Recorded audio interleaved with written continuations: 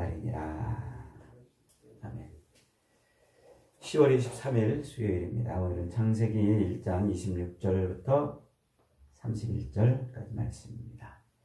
보시기에 심히 좋았더라 라는 제목입니다. 보시기에 심히 좋았더라. 오늘은 1장 전체를 다시 한번 쭉 정리해 보도록 하겠습니다. 이 1장에 있는 중요한 내용들만 우리가 분명히 이해하고 있어도 성경에 전체 그림이 보이게 되어 있어요. 그래서 1장은 아주 대단히 중요한 장이라 이렇게 말할 수가 있습니다. 자, 하나님께서 이제 태초에 천지를 창조하시죠. 그래서 모든 만물을 이제 창조하시고, 요 태초에 창조하셨다 이 말은 하나님이 시간을 만드셨다는 말이에요. 시간. 하나님은 영원히 존재하는 영원에 계신 분인데, 이제 피조 세계를 만드시고 피조 세계의 그 삶의 법칙인 시간을 만들어 놓으신 거예요. 그래서 모든 피조물들은 다 이 시간에 구속받고 시간에 붙들려서 살아가는 거예요. 시간이 모든 피조물의 존재의 근거가 되는 겁니다. 그래서 누구도 어떤 피조물도 스스로 이 시간을 벗어나서 하나님의 영혼의 세계로 들어갈 수 있는 존재는 아무도 없어요. 하나님은 그렇게 모든 피조물들을 시간 안에 있게 만들어 두세요. 그리고 그 시간과 이제 또 공간, 하나님이 만드신 그 피조물이 존재하는 공간, 이 시간과 공간을 창조하시고 그 안에 모든 피조물들을 만들어 놓으신 것입니다. 이것이 창조의 가장 중요한 그림 중에 하나입니다. 그래서 우리 인간도 어디에 갇혀 살아요? 시간 안에 이제 갇혀 사는 존재입니다. 근데 하나님은 영원하신 분이잖아요. 우리는 피조물이며 시간 안에 갇혀 있는 존재이기 때문에 영원하신 하나님과 교제하고 교통할 수가 없어요. 그래서 하나님이 우리 인간을 특별하게 만드시는 겁니다. 시간 안에 있으면서도 영원하신 하나님을 교제하고 교통할 수 있는 그런 존재. 그래서 하나님은 그렇게 세상을 만드시고 인간을 만들어 놓으시는 것이죠. 자, 첫째 날에는 빛이 있으라 하시면서 빛을 선포하셨어요. 그래서 이 빛은 태양이 만들어지기 전에 만들어져 있단 말이에요. 그래서 이 빛은 온 하나님이 창조하는 이 피조 세계에 있는 모든 만물의 근원이에요. 만물의 힘이고 동력이고, 결국 이 빛은 누구시냐면 사도 요한이 요한복음 1장에서 그 빛이 예수님이라 이렇게 소개하잖아요. 그러니까 태초에 하나님은 그렇게 모든 만물을 창조하시기 전에 그 모든 만물의 힘, 삶의 동력으로 예수님을 주신 것을 알 수가 있습니다. 자, 두 번째는 이제 하나님이 계신 곳에 궁창을 두르시고, 그리고 이 하나님의 세계와 피조 세계를 가르는 거죠. 궁창은 하나님의 세계와 영원한 하나님의 세계와 이 인간의 그 시간이 지배하는 세계를 가르는 아주 중요한 요소입니다. 그래서 하나님의 전에 들어가지 못하게 이렇게 커튼처럼 막아놓은 것이죠. 그 궁창의 말의 의미가 뭐라고 그랬어요? 물을 통과하여 가는 것이라는 의미라고 그랬죠. 이게 이제 하나님께서 성경에, 구약 성경에 그 성막이나 성전을 통해서 담아놓으신 하나님의 구원의 역사의 출발이 이제 여기서 시작이 되는 겁니다. 그래서 그 궁창 아래 물, 그리고 궁창 위에 물로 이렇게 세계를 구분짓고 하나님의 세계와 피조 세계를 갈라 놓으시는 거죠. 자, 그렇게 하고 이제 그 궁창 아랫물을 바다와 땅으로 나누시고 거기에 생명체를 또 살게 하시고, 넷째 날에는 그 궁창의 위에 하늘을 두시고 하늘에 이제 해와 달과 별을 두시고 그 해, 달, 별들을 통해서 이제 모든 우주가 질서 있게 시간과 계절이 변하면서 지나가도록 그렇게 역사를 펼쳐가시는 거예요. 그 다음에 다섯째 날에는 이제 하늘의 모든 종류의 새가 날게 하고 바다에는 또 이렇게 바다 짐승들이 있게 하고 또 모든 동식물들을 동물들을 이제 여섯째 날에 만드시고 그들에게 복을 주어 생육하고 번성하라 이렇게 말씀하시죠. 그리고 여섯째 날에 또 사람을 이제 만들어 내셨어요. 사람은 모든 이 식물과 동물들, 물고기나 새나 이런 피조물들은 하나님이 그 종류대로 있으라 이렇게 하셨어요. 근데 사람은 있으라, 남자와 여자로 있으라 이렇게 안 하시고 어떻게 하셨어요? 손수 하나님께서 사람을 만드십니다. 예, 하나님은 다른 어떤 피조물보다 인간을 특별하게 만드셨다는 거예요. 독특한 존재로. 하나님이 이렇게 인간을 특별하고 독특한 존재로 만드신 이유가 뭘까요? 인간은 사람을 하나님과 교통하는 존재로 만드시기 위해서 그런 겁니다. 그래서 요 피조 세계, 하나님이 창조하신 요 피조 세계는 영원하신 하나님의 세계와는 구별이 되는 시간 안에 갇혀 있는 세계라고 그랬죠. 시간 안에. 그러니까 이 시간 안에 갇혀 있는 이 인간이 영원하신 하나님과 교통할 수 있는 방법은 독특한 방법이어야 돼요. 아무렇게나 이렇게 인간이 하나님을 인식하고 알 수가 없습니다. 그래서 하나님은 우리 인간을 만들 때 진흙덩어리 2장 7절에 나오죠. 그 진흙덩어리로 사람을 만드시고 그 코에 생기를 불어넣으셨어요. 후 하고 하나님이 거기다 생기를 불어넣으셨어요. 그러니까 그 진흙덩어리가 어떻게 됐다고요? 생명이 된지라. 생명이 됐다. 요 생명이라는 요 말은 굉장히 중요한 말이에요. 네페쉬라는 말인데, 요 네페쉬라는 말은 성경을 이해하는 데 있어서, 그리고 우리 인간을 이해하고 우리 인간이 하나님과 어떤 방식으로 교제하고 교통하는지를 이해하는 아주 중요한 용어입니다. 그래서 우리가 그것을 그저께 집중적으로 말씀을 드렸습니다. 자, 하나님이 우리를 지으실 때 우리의 형상을 따라 우리의 모양대로 사람을 만들자 그랬단 말이에요. 그러니까 그 진흙덩어리를 만들어서 하고 거기에 이 네페시 영혼을 넣어놓으셨을 때, 그렇게 넣어놓으실 때 인간을 하나님의 형상을 따라 지었단 말이에요. 요 하나님의 형상, 우리의 모양대로, 우리의 형상을 따라 우리의 모양대로라는 요 말이 의미하는 것은 두 가지입니다. 하나는 우리 사람이 하나님의 존재 방식대로 존재하게 됐다 이 말이에요. 한번 따라해 봅시다. 하나님의 존재 방식대로 존재한다. 그러니까 우리 인간이 하나님이 존재하는 그 존재 방식처럼 인간도 그렇게 존재하도록 만들었다 이 말이에요. 그래서 남자와 여자로 만든 겁니다. 하나님의 형상으로 인간을 딱 만들었는데 남자와 여자로 만들었다는 거예요. 이게 그냥 만든 게 아니라 하나님의 존재 방식을 따라 만들었단 말이에요. 하나님은 존재하는 방식이 스스로 존재하시고 영원히 존재하시고 무소부재 존재하시고 뭐 이런 존재 방식이 있는데, 하나님의 존재 방식 중에 최고의 신비는 삼위일체로 존재하시는 거예요.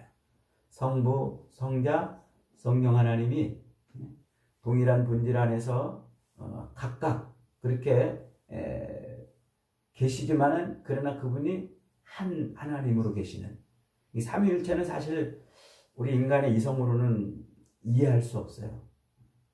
설명하기도 쉽지 않아요. 그러나 그걸 믿음으로 수납을 하게 됩니다. 그래서 하나님은 삼위일체로 계시는구나.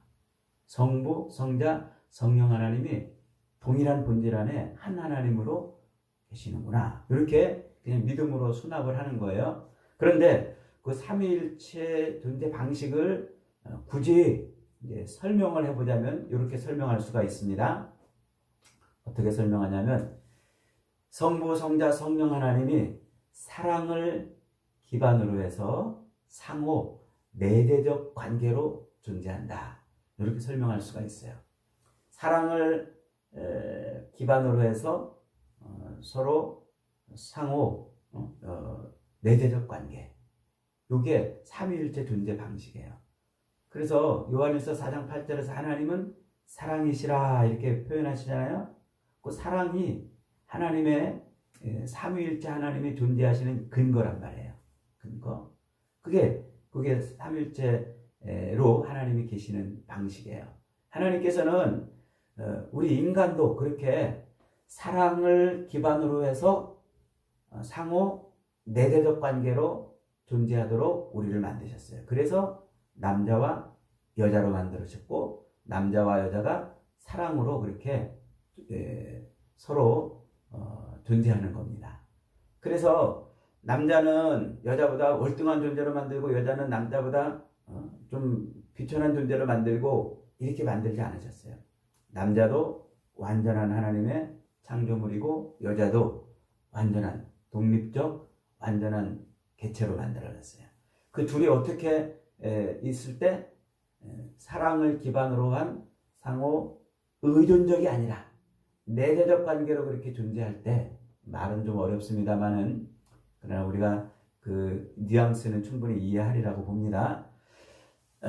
상호 의존적 관계가 아니라 상호 내재적 관계로 존재할 때 그걸 사람이라고 말하고 이렇게 사람의 존재 방식이에요. 요 존재 방식 그렇게 사랑을 기반으로 한 상호 내재적 관계로 존재하는 요것을 가능하게 하는 것이 이제 결혼이란 말이에요. 결혼. 그래서 갑자기 창세기 2장 마지막에 아담과 하와가 결혼하는 장면으로 창조의 이야기가 끝나요. 창조의 이야기가. 요 결혼하는 요 방식으로 창조의 이야기가 끝나는 이유가 뭐냐면 이게 하나님과 우리가 서로 존재하는 방식이기 때문에 그래요. 그래서 요 시간 안으로 영원히 계신 하나님이 시간 안으로 육신을 입고 들어오시는데 그분이 누구세요? 그분이 예수님이시죠? 영원한 하나님이신데 시간 안으로 육신을 입고 들어오시는 그분이 예수님이란 말이에요. 그 예수님을 성경은 뭐라고 표현하냐면 하나님의 형상이라 이렇게 표현해요. 그러니까 예수님도 이 땅에 육신을 입고 오셔서 하나님의 존재 방식으로 존재하시는데 그게 우리와 예수님이 하나가 되는 방식이에요. 우리와 예수님이. 그래서 예수님이 마지막 날 십자가를 짊어지시기 전날 밤에 요한복음 17장에서 기도할 때 하나님 아버지와 내가 하나이고 내가 아버지 안에 아버지가 내 안에 계신 것처럼 저들도 우리와 그렇게 하나가 되게 해주세요. 그들도 우리와 그렇게 서로 하나가 되게 해주세요. 그래서 우리가 하나님과 우리 하나 되는 존재 방식을 택하는 거예요.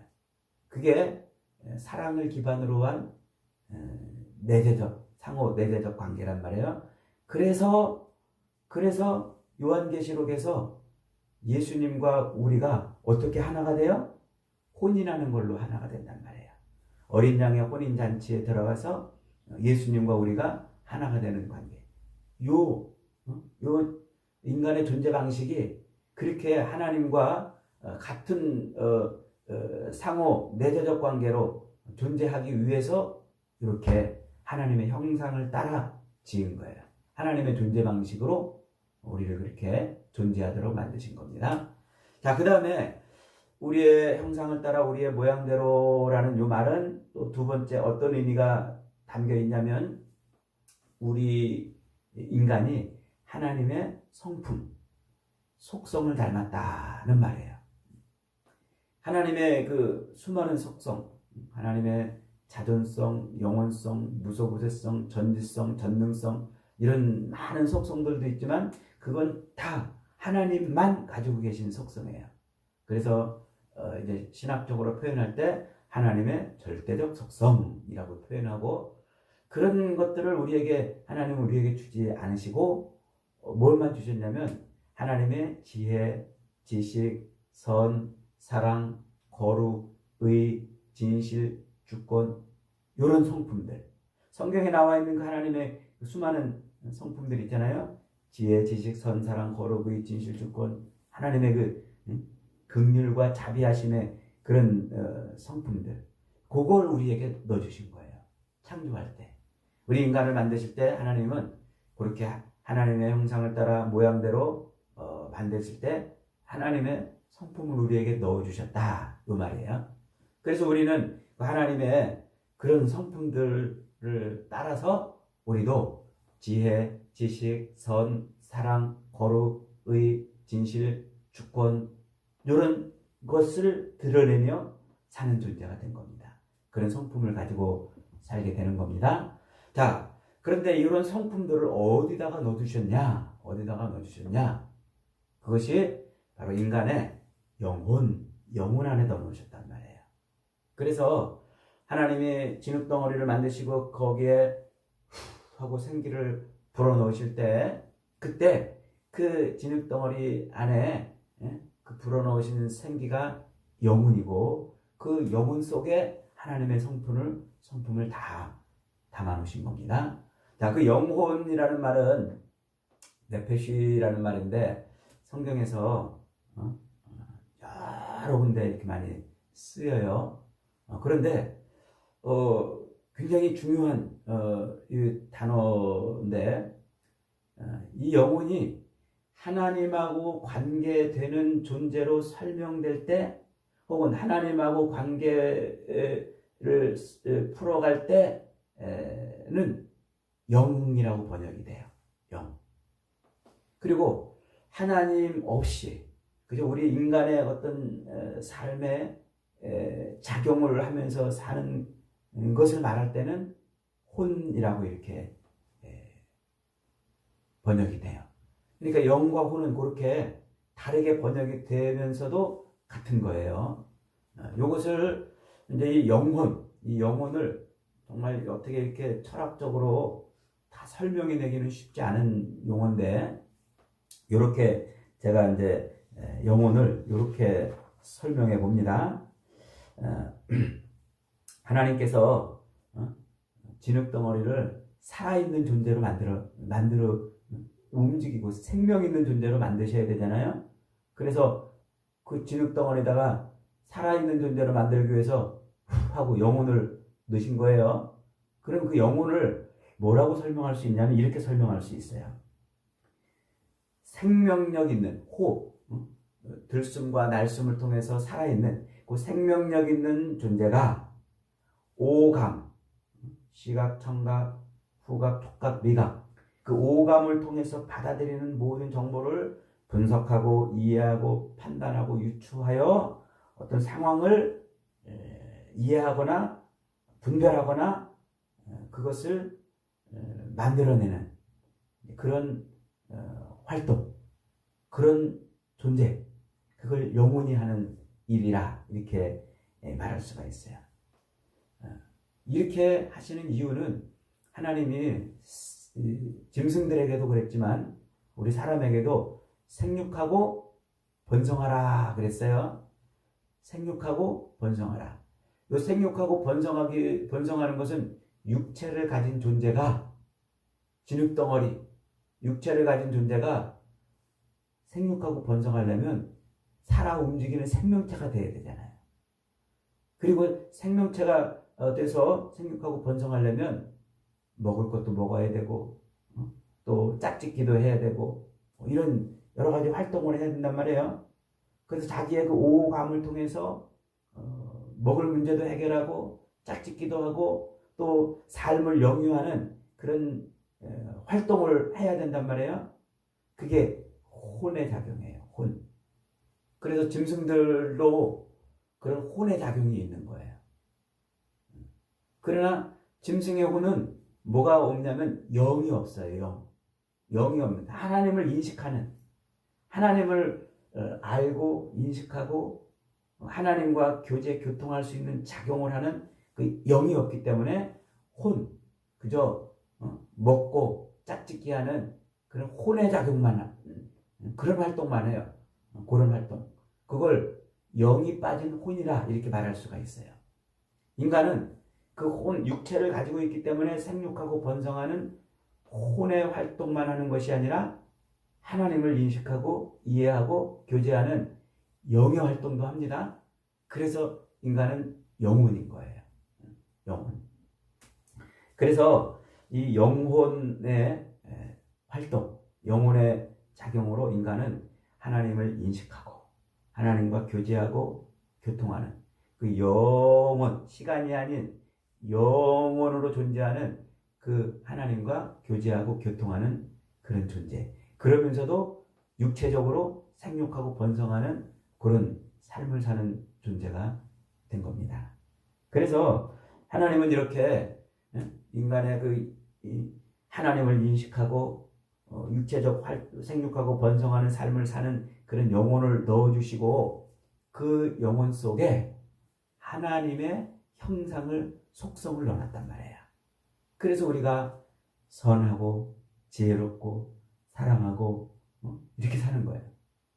짐승들은 하나님의 속성이 없으니까 그저 먹을 것, 마실 것, 입을 것에 집착하고 짝짓기에 집착하고 사는 거예요. 이게 육체의 법이에요. 육신의 법, 본능이라 이렇게 말할 수가 있습니다. 그리고 사람은 아주 특별한 존재죠. 왜 특별해요? 그저 생육하고 번성하는 그 육체의 법에 따라 사는 삶만이 아닌 창조주 하나님을 인식하고 하나님과 교제 교통하는 삶을 사니까 특별한 존재란 말이에요. 그러면서도 우리 사람은 하나님의 그 성품대로 서로 사랑하고 지혜를 가지고 지식을 쌓아서 그렇게 살게 되는 것입니다. 그러니까 영적인 삶은 하나님을 예배하고 교제하고 교통하는 삶을 영적인 삶이라. 그러고 그 하나님을 잊어버리고 하나님과 상관없는 그런 삶을 사는 것은 육적인 삶이다. 이렇게 표현하는 거예요. 그래서 사도 바울이 그 이 두 가지 영적인 삶과 육적인 삶을 대비시키시면서 우리 인간의 인간이 살아가야 될 법이 어떤 법이냐 이것을 설명해 내는 것이 로마서입니다. 자, 그렇게 생육하고 번성하는 그 육에 붙들리는 삶을 살아가는 인간에게 하나님은 영을 불어넣어 주셔서 하나님을 인식하고 하나님과 교제하고 교통하는 그 영적인 삶을 살게 만드셨기 때문에 그렇게 살아야 되는데 죄가 들어와가지고 그 하나님을 인식하고 이 교제에 교통하는 삶을 회방해요. 그래서 영의 기능이 제대로 작동하지 않아요. 그래서 하나님을 인식을 못해요. 하나님을 바르게, 나를 창조한 창조주를 바르게 인식하지 못해요. 엉뚱한 것을 저게 나를 창조한 신인가? 그래서 거기다가 절하고 경유하고 그걸 신처럼 섬기는 일이 벌어지게 되는 거죠. 그런 인간, 창조주 하나님을 잃어버리고 하나님과 교제 교통하는 영적인 삶을 살지 못하는 인간들을 다시 영적인 삶을 살게 하기 위해서 이 땅에 이 육신을 입고 오신 분이 누구세요? 예수님이세요. 그 예수님이 오셔서 우리의 영을 다시 회복시켜 주셔요.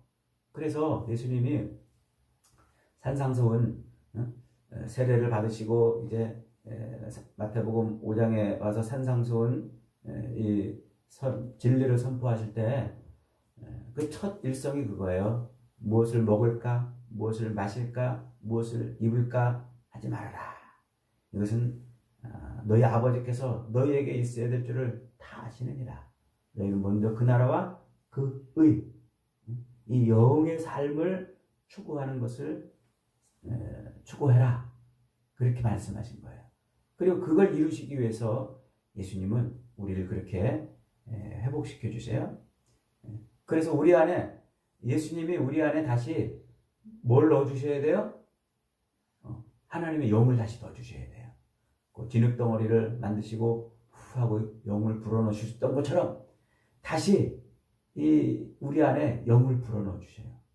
그래서 십자가에 달려 죽으신 예수 그리스도를 나의 주인으로, 나의 인생의 주인으로 받아들이면 그때 뭐가 들어와요? 내 속에 하나님의 영이 들어와요. 요거를 이렇게 보여주는 아주 상징적인 행위가 요한복음 20장에서 이제 예수님이 부활하셔가지고 제자들을 만나잖아요. 제자들을 만나가지고 이제 같이 대화도 하시고 또 식사도 하시고 그러시고 그 제자들에게 뭐라고 그러세요? 숨을 내쉬며 가라사대 성령을 받아라 이렇게 하세요. 부활하신 예수님이 제자들을 만나서 그게 바로 십자가에 달려 죽으신 예수 그리스도, 십자가에 달려 죽으시고 부활하신 예수를 나의 구주로 받아들일 때 성령이 들어오는, 하나님의 영이 들어오는 바로 그 장면을 묘사하는 거예요. 그러니까 이 처음에 인간을 만드실 때 진흙덩어리에다가 영을 불어넣으셨던 것처럼 다시 새로운 창조의 영이 우리 안에 들어오는 거예요. 그래서 우리는 예수님, 십자가에 달려 죽으시고 부활하신 예수님을 믿으면 다시 영의 기능이 살아나요. 그래서 하나님을 인식하고 하나님과 교제하고 교통하는 삶이 되는 겁니다. 이게 창세기의 창조 안에 들어있는 아주 중요한 내용인 거예요. 자, 그래서 하나님이 그렇게 인간을 만드시고 어떻게 하셨어요? 여섯째 날 보시기에 심히 좋았더라. 하나님이 작정하시고 하나님이 계획하시고 하나님이 실행하신 대로 그대로 다 된 거예요. 완전한 하나님의 창조가 일어난 겁니다. 그래서 그걸 보시기에 심히 좋았더라. 인간의 창조는 불안하게 창조된 게 아니에요. 인간의 그 세상이 창조된 것은 이렇게 불완전하게 창조된 게 아니라 완전하게 창조됐어요. 완전하게. 그래서 그 하나님의 그 완전하신 창조, 요 창조가 묵시세계, 시간이 아닌 영혼의 세계, 그 묵시세계에서 하나님이 작정하신 대로 창조되었고 이 완전한 창조를 누가 성취하시는 거예요? 예수 그리스도께서 마지막 계시록에서 그것을 완성하시는 겁니다. 그래서 그 예수님의 완성, 창조의 완성은 그것을 우리가 다른 말로 구속이라 이렇게 이제 표현하는 거죠. 자, 그러면 이제 저와 여러분이 죄로 인해서 하나님을 인식하고 교제하고 교통하는 그 영적인 삶을 빼앗겨 버렸었는데 그걸 다시 회복시키시는 분이 누구세요? 예수님이에요. 여러분 예수님 믿으십니까? 십자가에 달려 죽으시고 부활하신 예수님이 여러분의 구주이심을 믿으십니까? 믿는 순간 우리 안에 뭐가 들어온다고요? 성령이 들어온단 말이에요. 하나님의 영이. 그러면 우리는 이제 어떤 존재로 바뀐 거예요? 육에 붙들려 살던 육신적인 존재에서 영으로 하나님과 교제 교통하는 영적인 존재가 됐단 말이에요. 저와 여러분은 영적인 존재가 된 줄 믿습니다.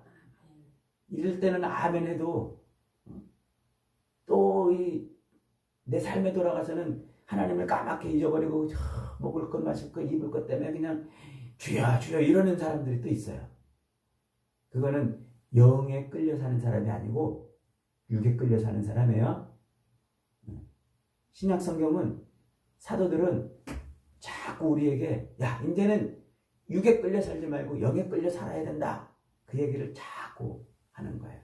그래서 베드로 사도는 베드로서 1장에서 우리를 신의 성품에 참여한 자가 됐다 이렇게 말을 해요. 이제는 하나님과 교제 교통하며 사는 존재가 됐다 하는 거죠. 사랑하는 여러분, 저와 여러분은 십자가에 달려 죽으시고 부활하신 예수로 말미암아 하나님의 영이 우리 안에 들어온 존재인 것을 믿습니다. 이제는 육에 끌려 육신의 법대로만 사는 것이 아니라 영에 이끌려서 하나님과 교제하고 교통하고 하나님이 우리를 창조하신 목적대로 하나님의 영광을 드러내며 사는 복된 인생들이 다 되시기를 주님의 이름으로 축복합니다. 아멘.